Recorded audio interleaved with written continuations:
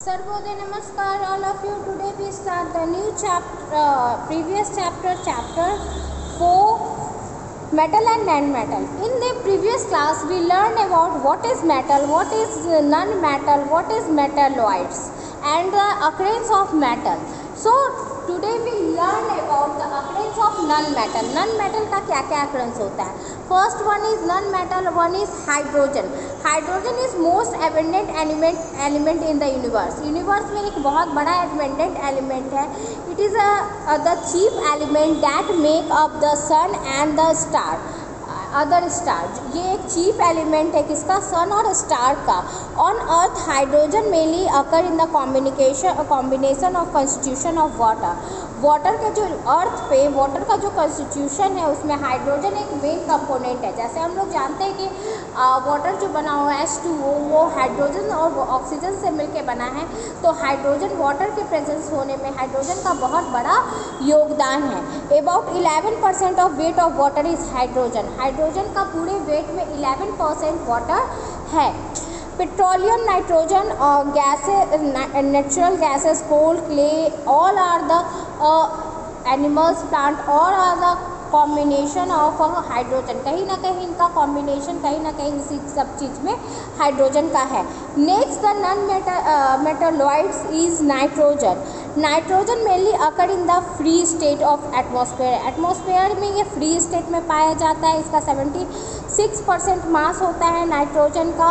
In the combination of state it is the constitution of material such as chile sulphate and nitrate. Chile sulphate और nitrate बनाने में ये combination का. चील sulphate क्या होता है? NaNO3 को हम लोग चील सल्फेट कहते हैं. ये चील सल्फेट होता है इस सब के कॉम्बिनेशन में. फिर हम लोग देखते हैं नाइट्राइट के फॉर्मुलेशन से KNO3 ये भी बनाने में, इन सब चीज़ में हम लोग देखते हैं बहुत सारे ऐसे कॉम्बिनेशन कंपाउंड बनाने के लिए नाइट्रोजन का यूज़ होता है. Next oxygen. Oxygen is the most abundant element on the earth crust. Earth crust में एक बहुत ही बड़ा एबंडेंट एलिमेंट है ये. It occur in the free state of atmosphere. Atmosphere में ये फ्री स्टेट में पाया जाता है. ये 23% ऑफ मास ऑफ एटमॉस्फेयर है. एटमॉस्फेयर का ये 23% इसका मार्क्स है पूरे एटमॉस्फेयर में. इन द कॉम्बिनेशन स्टेट में it is the constituents about 89 by the water of mass. अगर हम लोग वाटर के कॉम्बिनेशन में देखें तो 89% क्या है? ऑक्सीजन है.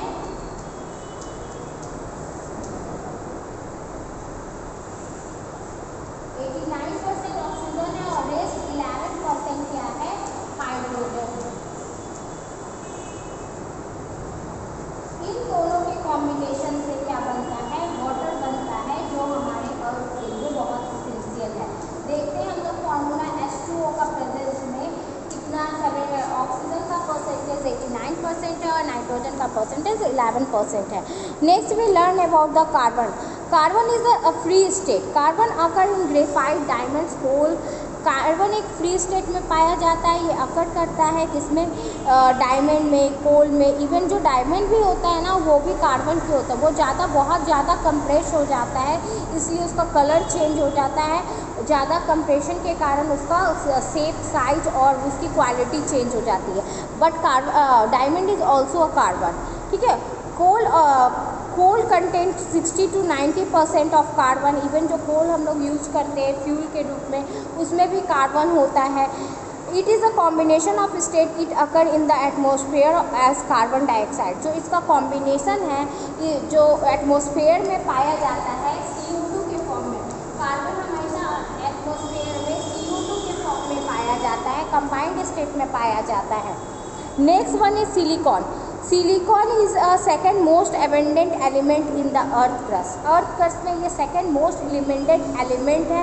It does not occur in the free state. ये फ्री स्टेट में नहीं पाया जाता है. इसका कॉम्बिनेशन स्टेट होता है सिलिका, SiC. सिलिका हमेशा CO. ठीक है. इस स्टेट में सिलिका पाया जाता है. सिलिका हमेशा कभी भी कम फ्री फॉर्म में नहीं रहता है. ये कंबाइंड फॉर्म में रहता है. ऑक्सीजन के साथ कंबाइंड होकर ही रहता है इसलिए इसको या सिलिकेट के फॉर्म में रहता है और इसे हम लोग अब सेपरेट करके सिलिका पा सकते हैं। The most common form of silica is sand. Silica का जो जनरल कॉमन फॉर्म हम लोग देख सकते हैं वो क्या है, सैंड है। Next one is sulphur. Sulphur is a free state in the earth crust. Earth crust पे अर्थ ये सिलिका एक फ्री स्टेट में पाया जाता है। In the combination of state it occur in rock as metal surface and sulphide. ये इसका जो कॉम्बिनेशन होता है स्टेट का, ये अकर करता है किसको, रॉक को, मेटल्स को, सल्फेट को और सल्फाइड को। It also occur the hydrogen sulphide. ये हाइड्रोजन सल्फाइड को भी अकर करता है, दैट मीन्स H2S इस फॉर्म में रहता है। So which is a present in the petroleum and nitrogen gas. जो किस में प्रेजेंट होता है, पेट्रोलियम और नाइट्रोजन गैस में होता है। Next one is a mobile gas such as a helium, neon, argons, kryptons and xenons occur in the element from the air. ये सारे जो हम लोग जिसको इनर्ट गैस कहते हैं, मोबाइल गैस कहते हैं, ये सारा अकर करता है इन्वायरमेंट में। Next things we learn about the properties of metals and non metals. क्या क्या प्रॉपर्टीज़ होता है मेटल्स का और नॉन मेटल्स का। मेटल्स के क्या क्या अपना प्रॉपर्टीज़ दिखाता है। First properties physical state. हम लोग फिजिकल स्टेट देखते हैं कि आखिर मेटल फिजिकल स्टेट में, मतलब बाहर के अपीयरेंस से, बाहर के बनावट किस तरह से रहता है। Metal is generally solid room temperature. Room temperature में मेटल जो भी है सॉलिड स्टेट में रहता है, एक्सेप्ट मरकरी। मरकरी एक ऐसा जिसको हम लोग पारा कहते हैं, वही है कि रूम टेम्परेचर में लिक्विड स्टेट में होता है, लेकिन वो मेटल ही है। मरकरी जो लिक्विड स्टेट में रहता है वो ऐसा एक्सेप्शन है, ऐसा सॉलिड है जो लिक्विड स्टेट में पाया जाता है। Mercury is exception, it is a liquid in at room temperature. Non metal occur as a solid, carbon, sulphur, liquid और gases, oxygen, nitrogen. Non metal solid भी हो सकता है, गैसेस फॉर्म में भी हो सकता है। जैसे सॉलिड में क्या हो गया, कार्बन हो गया, सल्फर हो गया, और लिक्विड में अगर हम लोग देखते हैं तो ब्रोमाइड हो गया नॉन मेटल, और अगर नॉन मेटल गैसेस में देखें तो हाइड्रोजन हो गया, नाइट्रोजन हो गया। ये सब क्या है, नॉन मेटल है। नॉन मेटल्स तीनों स्टेट में पाए जाते हैं, यानी कि इसका स्टेट सॉलिड, लिक्विड, तीनों गैसेस तीनों स्टेट में पाए जाते हैं। सबका एग्जांपल हमने बताया है। Now we learn about the lecture. Metals हमेशा लेक्चर होता है। Lecture, metal have a metallic lecture. Lecture मतलब उसका shining part. Lecture that is they have shining appearance. जितने भी मेटल है उसका एक साइनिंग अपीयरेंस होता है, वो चमकदार होता है, उसको हम लोग लेक्चर कहते हैं। Non metal have do not metallic lecture. Non metal में ऐसा मेटेलिक लेक्चर नहीं पाया जाता है। जैसे हम लोग मेटल्स में देखते हैं, आयरन में, गोल्ड में एक शाइनी थिंग्स पाया जाता है। जैसे अगर ये देख रहे हैं मेटल्स है तो ये भी शाइनिंग करेगा, शाइन करता है, बट नॉन मेटल शाइनिंग नहीं होता। Hardness and strength. अब हम लोग देखते हैं मेटल्स में हार्डनेस और स्ट्रेंथ पाया जाता है। मेटल क्या होता है, बहुत हार्ड होता है, स्ट्रॉन्ग होता है। एक्सेप्शन, कुछ ऐसे एक्सेप्शन है मेटल्स के जो हार्ड नहीं होते, जैसे हो गया सोडियम हो गया, पोटेशियम हो गया, मैग्नीज हो गया, which are the soft and easy cut with a knife. ये सारे क्या है, ईजिली कट हो सकते हैं नाइफ से। क्यों? क्योंकि ये सॉफ्ट फॉर्म में पाए जाते हैं। Non metal is generally so hard and strong. Non metal ज़्यादातर सो हार्ड होते हैं और क्या होते हैं, स्ट्रॉन्ग होते हैं। Such as diamond is exception. Diamond जो होता है एक्सेप्शन है, जो नॉन मेटल होके भी क्या है, बहुत हार्ड है। ये किसका कंप्रेशन फॉर्म है, कार्बन का। Next the point is the properties of non metal और मेटल इज मेलेबिलिटी एंड डिडक्टिविटी। मेलेटिविटी मतलब क्या कहते हैं, observe the difference between the non material. If you find the copper, aluminium and iron is plated in beaten. जब हम लोग copper, aluminium, iron ये सबको बीट करते हैं तो ये क्या होता है, एक छोटा सा फॉर्म में मतलब पाया जाता है। Coal and graphite is breaking in the. अगर हम कोल और ग्रेफाइट को तोड़ते हैं, पीटते हैं, तो वो क्या होता है, टूट जाता है, बिखर जाता है। बट जितना भी मेटल्स को हम लोग अगर बीट देते हैं, प्रेशर डालते हैं, तो वो फैलता है। तो ये जो फैलने की कैपेसिटी होती है, the property of metal which they can be beaten into the sheet is known as मेटेलेबिलिटी।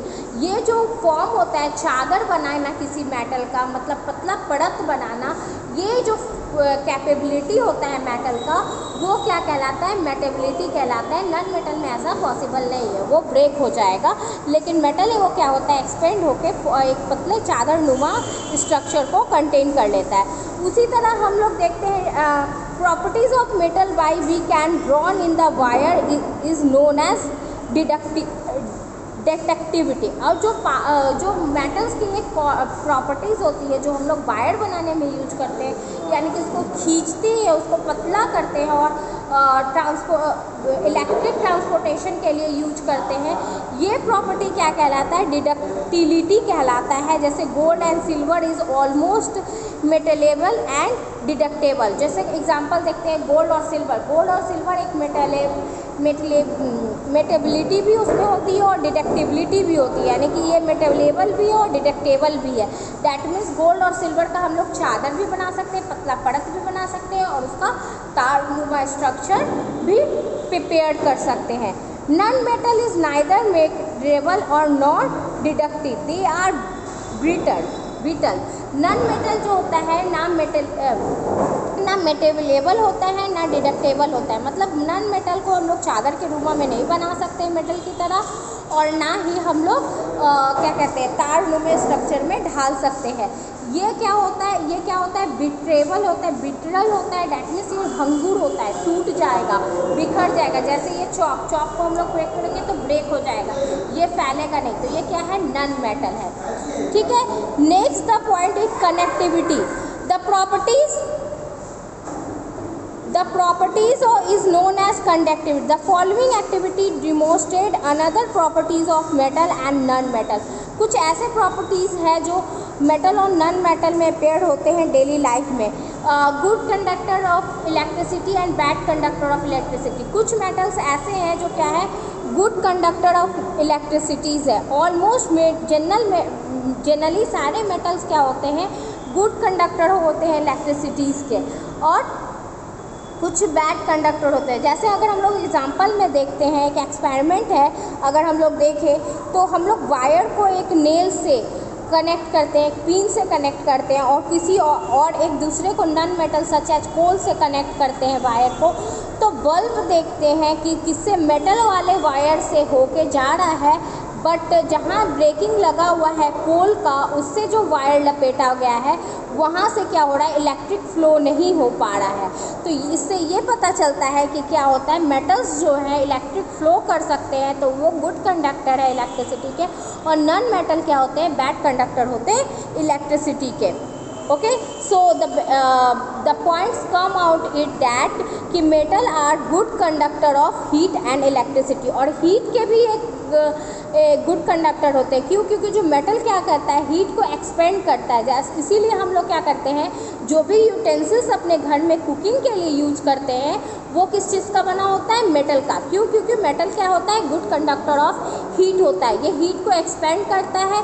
That's why जो इनसाइड जो हमारे यूटेंसिल्स में के अंदर जो भी सामान रखा होता है जिसको हम लोग कुक करना चाहते हैं वो कुक हो पाता है। नेक्स्ट है metal. Non metal is a bad conductor of heat and electricity. Non metal क्या होता है? बैड कंडक्टर होता है हीट का, इलेक्ट्रिसिटी का। जैसे हम लोग देख सकते हैं ग्रेफाइट इज़ एन एक्सेप्शन, और ग्रेफाइट एक्सेप्शन है। अगर हम लोग पेंसिल के लेड को इलेक्ट्रिक स्विच के पास ले आएंगे तो उस लेड से करंट फ्लो होगा, वो नॉन मेटल है ग्रेफाइट, बट ये एक्सेप्शन है कि ग्रेफाइट के इलेक्ट्रिसिटी को फ्लो कराता है। It is also a good conductor of heat and electricity. Graphite के अलावा बाकी जितने भी नॉन मेटल्स हैं वो हीट के बैड कंडक्टर है और हीट और इलेक्ट्रिसिटी के बैड कंडक्टर है। नेक्स्ट है स्नोरेज। When wood or struck does not produce ringing sound। अगर हम लोग स्ट्रंग करेंगे मतलब पीटेंगे, आवाज़ देंगे, जोड़ देंगे, तो वुड में क्या होगा? आवाज़ नहीं होगा। एज़ कम्पेयर ऑफ मेटल, अगर हम लोग मेटल में क्या करते हैं? पीट करते हैं। जैसे ये वुड हो गया, ये वुड को हम लोग यहाँ पे इसको प्रेस किए तो ये साउंड नहीं क्रिएट करेगा। और सपोज दैट इसके जगह पे हम लोग इस मेटल का यूटेंसिल्स ले लेते हैं, उसको पीटते हैं तो वो ज़्यादा आवाज़ करता है, तो ये प्रोड्यूस करता है साउंड। मेटल क्या करता है? बीटिंग करने पे प्रोड्यूस करता है sound. This is the properties of metal is ringing sound then the struck it the sonorous. यही प्रॉपर्टी यूज किया जाता है बेल रिंग करने के लिए। Non metal is are non sonorous. Non metal क्या होता है? नॉन सोनर होता है। नेक्स्ट है melting and boiling point. Metal generally metal generally have a high melting and boiling point. Metal का जनरली क्या होता है, हाई मेल्टिंग पॉइंट होता है, मतलब वो बहुत ज़्यादा टेम्परेचर पे क्या होता है, गलता है, और बहुत ज़्यादा टेम्परेचर पे, मतलब अगर जैसे टेम्परेचर पर आते हैं तो वो उसका बॉयल होना स्टार्ट करता है। जैसे हम लोग देखते हैं metal, non metal have low melting point and boiling point. अगर हम लोग नन मेटल का देखें तो नन मेटल का क्या होता है, कम बॉइलिंग पॉइंट होता है और कम टेम्परेचर पे ही वो बॉयल करना स्टार्ट हो जाता है और मेल्ट होना स्टार्ट होता है। लेकिन एज़ कम्पेयर ऑफ मेटल, अगर हम लोग देखते हैं मेटल्स का क्या होता है, बॉइलिंग पॉइंट और मेल्टिंग पॉइंट बहुत हाई होता है। The exception of graphite and diamond which have a very high melting point and boiling point। लेकिन यहाँ पे भी नन मेटल में एक एक्सेप्शन है, ग्रेफाइट और डायमंड। ग्रेफाइट और डायमंड नन मेटल है, फिर भी इसका मेल्टिंग पॉइंट क्या है, हाई है। नेक्स्ट है स्पेसिफिक ग्रेविटी। अब हम लोग देखेंगे स्पेसिफिक ग्रेविटी क्या होता है। Specific gravity, the most metal have a high specific gravity. For example iron का क्या होता है, 7.8 होता है, कॉपर का 8.7 होता है, लेड का होता है 11.6, मरकरी का होता है 13.6, गोल्ड का 19.3 होता है। Exception are sodium and potassium which have the specific gravity is less. मतलब एक ये क्या होता है, स्पेसिफिक ग्रेविटी, ग्रेविटेशन फोर्स जो होता है वो उससे रिलेटेड है ये, जिसमें क्या होता है हर एक मेटल्स का, हर एक मेटलॉइड्स का जो ग्रेविटीज़ होता है डिफरेंट होता है। मेटल्स का हाई होता है ग्रेविटी और नन मेटल्स का कम होता है, ठीक है। Non metal have generally low specific gravity. So students, in this class we learn about the occurrence of non-metal and the properties of metal and non-metal। क्या क्या आखिर प्रॉपर्टीज़ होता है मेटल में और नन मेटल में, ये हम लोग जाने भी हैं और किस कंपैरिजन फॉर्म में भी जाने हैं कि जैसे मेटल ये कर पाता है तो नन मेटल ये नहीं कर पाता है। So in this class we clear it rest part the chemical properties of metal and non metal we learn in the next class. जैसे आज के हम लोग क्लास में हम लोग फिजिकल प्रॉपर्टीज़ पढ़े हैं मेटल और नॉन मेटल का, और नेक्स्ट क्लास में हम लोग केमिकल प्रॉपर्टीज़ ऑफ मेटल और नॉन मेटल्स पढ़ेंगे। आई होप आप लोग यहाँ तक समझ गए हो। Thank you so much.